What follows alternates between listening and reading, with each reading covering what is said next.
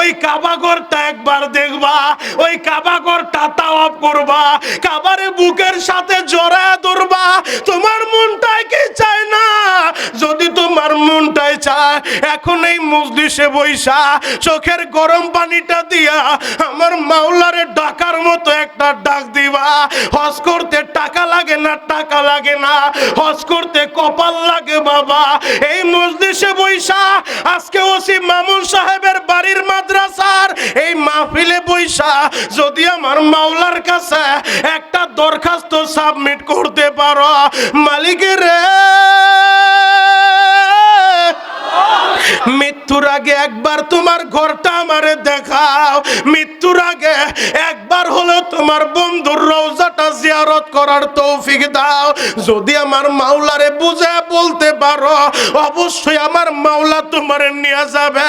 ও যুবক ভাইরা, আমি যেই কথাটা বলতেছিলাম, যেই কাবা রাখলেন আল্লাহ মক্কায়, যেই কাবার উপরে প্রতিদিন অল টাইম 120টা রহমত নাজিল হয়, 60টা রহমত যারা মাতাবের ভিতরে তাওয়াফ করতে থাকে, ওই তাওয়াফকারীদের উপরে অল টাইম 60টা রহমত নাজিল হয়।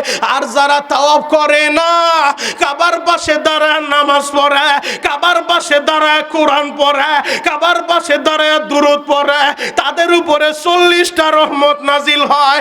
আর যারা কাবা ঘরের ভিতরে তাওয়াফও করে না, নামাজও পড়ে না, জিকিরও করে না, কোরআনও পড়ে না, আল্লাহ বলে তোদেরকেও আমি মাহরুম করব না।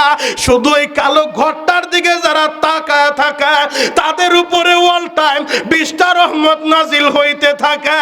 যুবক ভাইরা রে,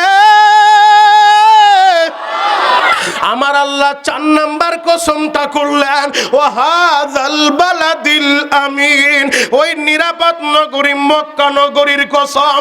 এরপরে আল্লাহ বলে, লাকাদ খলাকনাল ইনসানা ফি আহসানি তাকওয়িম, আমি মানুষকে সুন্দর অবয়বে সৃষ্টি করছি, সুন্দর আকৃতি দিয়া সৃষ্টি করছি। আপনি দলা হন আর কালো হন, আপনার নাক চোক্কা হোক আর বাঁকা হোক, আমার মাওলা নিজের হাত দিয়ে আপনারে বানাইছে। ও আমার যুবক ভাইরা, আমার আল্লাহ নিজের হাতটা লাগাইয়া তোমার চেহারাটা বানাইছে রে ভাই। ও আমার দাড়ি পাকা বাবা, আপনার এই জবানটা আমার আল্লাহ নিজের হাত দিয়ে বানাইছে।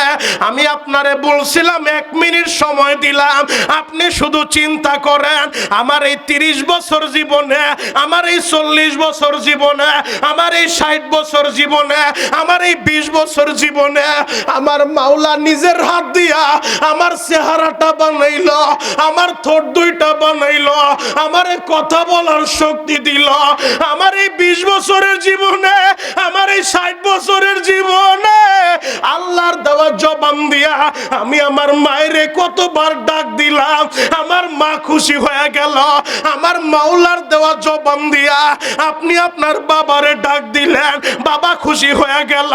আল্লাহর দেওয়া জবান দিয়া আপনি নেতারে নেতা বলে ডাক দিলে নেতা খুশি হয়ে যায়। আল্লাহর দেওয়া জবানটা দিয়া এই পৃথিবীর মানুষরে খুশি করলেন। ও আমার শীতল কুড়ার বাইরা, ও আমার ডামুড্ডা গোসাইরাটের বাইরা, একটা বার কি চিন্তা করে দেখছনি? জবানটা তো দিছিল আমার আল্লাহ। আমি যদি আমার আল্লাহরে একবার আল্লাহ বলে ডাক দিতাম, আমার আল্লাহ তো খুশি হয়ে যাইত। তাহলে আমার আল্লাহরে গলা ফাটা একটা ডাক দেন না, আল্লাহ। আরো জোরে ডাক দাও, ডাক দাও, ডাক দাও, ডাক দাও, ডাক দাও, মোহাব্বতে ডাক দাও আল্লাহ, গলা ফাটা ডাক দাও আল্লাহ। মিশামিশি কাটাইলাম বাবের জিন্দেগি, সময় থাকতে না করিলাম বন্দেগি।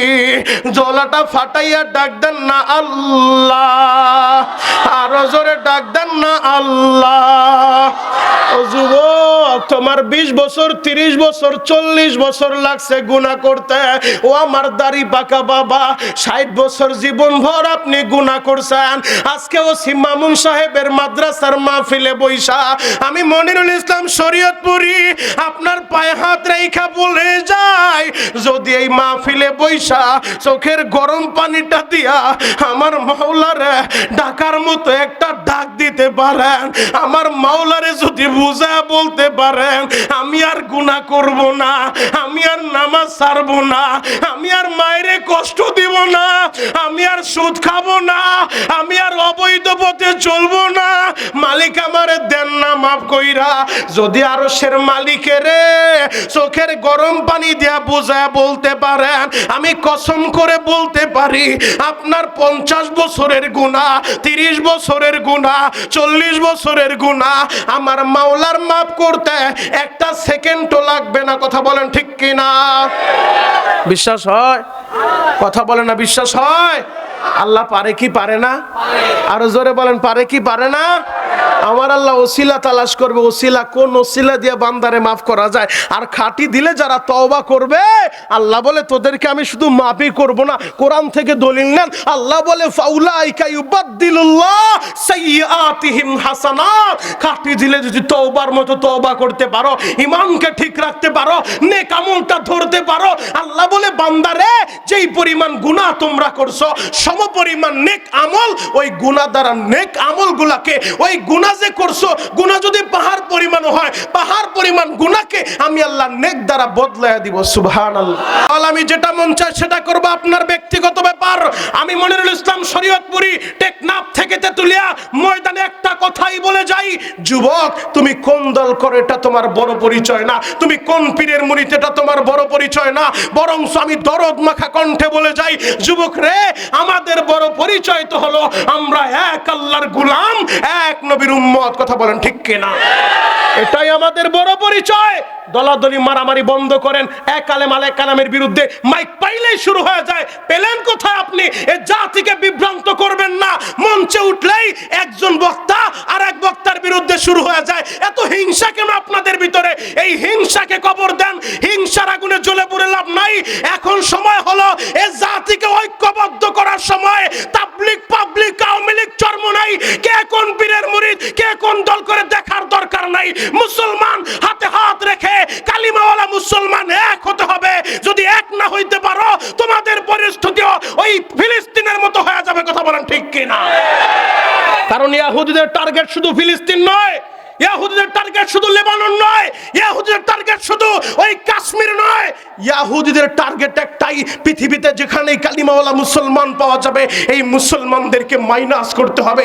বাংলার মুসলমান রেডি হয়ে যাও। কে মসজিদে আমিন আসতে বলছে আর কে জোরে বলছে, এগুলা নিয়ে মারামারি বন্ধ করো। এই মারামারি বন্ধ করতে হবে, হাতে হাত রাখতে হবে, ঐক্যবদ্ধভাবে ময়দান থেকে একটা আওয়াজ শুনতে চাই। ওসি সাহেবের মাহফিলে বসে আজকে আওয়াজ দিয়া দেখায় দিবা, যতদিন বাঁচবো ইসলাম নিয়ে বাঁচতে চাই, যতদিন বাঁচবো কোরআন নিয়ে বাঁচতে চাই, যতদিন বাঁচবো বিশ্বনবীর আদর্শ নিয়ে বাঁচতে চাই। যদি কোনো কুলাঙ্গার টেকনাফ থেকে তেতুলিয়ায় 56,000 বর্গ মাইলের মধ্যে আমার নবীর বিরুদ্ধে কথা বলে, সব দলের লোকের এক হইয়া, সব পীরের মুরিদের এক হইয়া, প্রশাসনের ভাইদেরকে সাথে নিয়ে ওই নাস্তিকের দাঁত ভাঙ্গা জবাব দিতে হবে।